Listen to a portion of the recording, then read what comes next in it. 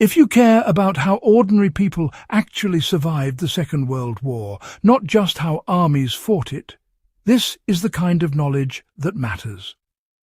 Before we begin, make sure you subscribe to the Legacy of Survival channel and share this video with anyone who values serious historical research. Because what we're covering today is rarely discussed, deeply practical, and essential to understanding civilian endurance under total war. For one full minute, let me set the frame properly.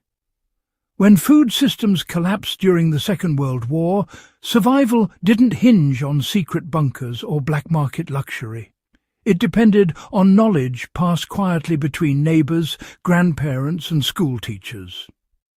In bombed-out cities, ration cards could not keep pace with hunger, imports were cut, and official calories often fell below basic metabolic needs.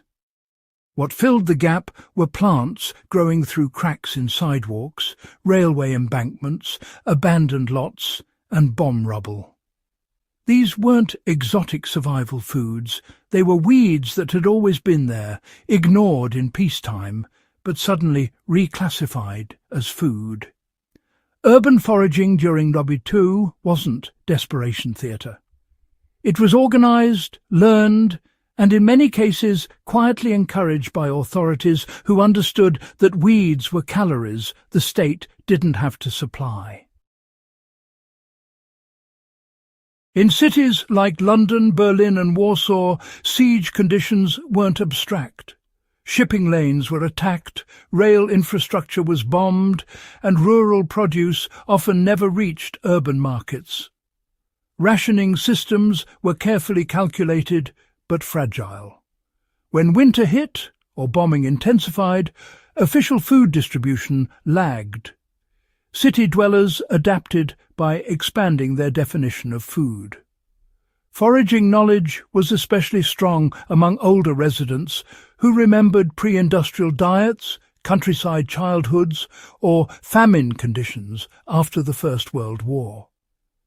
This knowledge moved from memory into daily practice almost overnight. Dandelion was one of the most widely consumed wild plants during the war, and for good reason. Every part of it is edible. The leaves provided vitamin A and C at a time when fresh greens were scarce.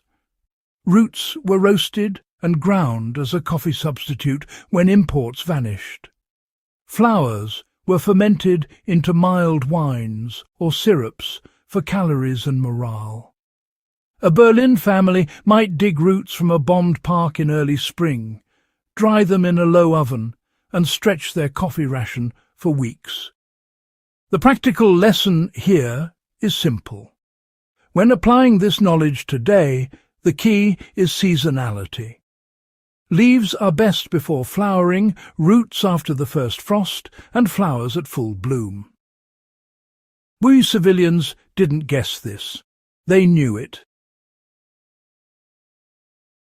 Plantain grew everywhere soldiers marched and civilians walked. It lined sidewalks, courtyards and factory yards.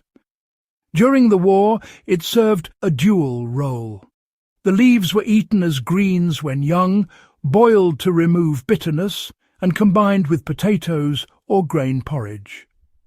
At the same time, plantain was used as a poultice for wounds and infections, reducing the burden on overwhelmed medical systems. A Warsaw resident might crush fresh leaves to stop bleeding, then boil the rest for supper. This overlap between nutrition and medicine is a recurring theme in wartime foraging, and, something modern survivalists often overlook. Chickweed was consumed raw or lightly cooked, offering a rare fresh texture when most diets were starch-heavy. Lamb's quarters, sometimes called wild spinach, was even more valuable. It grows aggressively in disturbed soil, exactly the kind created by bombing. High in protein for a leafy green, it became a staple in soups and stews. Civilians learned to harvest young leaves repeatedly from the same plant, allowing regrowth through the season. Applied today, this teaches sustainable harvesting rather than one-time extraction, a lesson learned under necessity.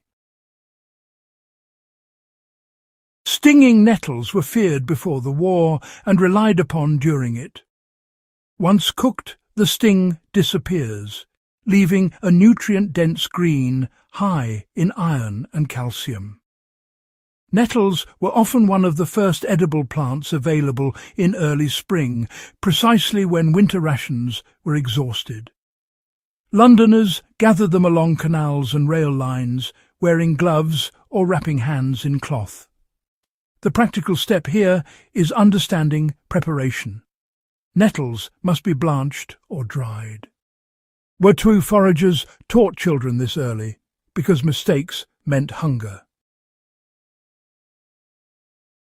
Trees were not ignored. Acorns were leached of tannins and ground into flower extenders. Rose hips, abundant in bomb gardens, provided critical vitamin C and were officially promoted in Britain to prevent scurvy. Even urban fruit trees, long decorative, were stripped bare. The lesson is that foraging wasn't random. It was systematic, seasonal, and deeply tied to local ecology. Urban foraging during WWII shows that survival knowledge doesn't require wilderness. It requires observation, memory, and community transmission. These civilians weren't playing at survival. They were adapting intelligently to systemic collapse. For modern practitioners, the takeaway is clear. Learn your local edible plants now, understand their preparation, and recognize that cities themselves can become ecosystems under stress. If this deep dive into wartime survival knowledge added something real to your understanding of history, subscribe to the Legacy of Survival channel, share this with fellow historians and survivalists, and keep this knowledge alive. The people who survived WWII did not waste what the land offered, even when that land was broken concrete.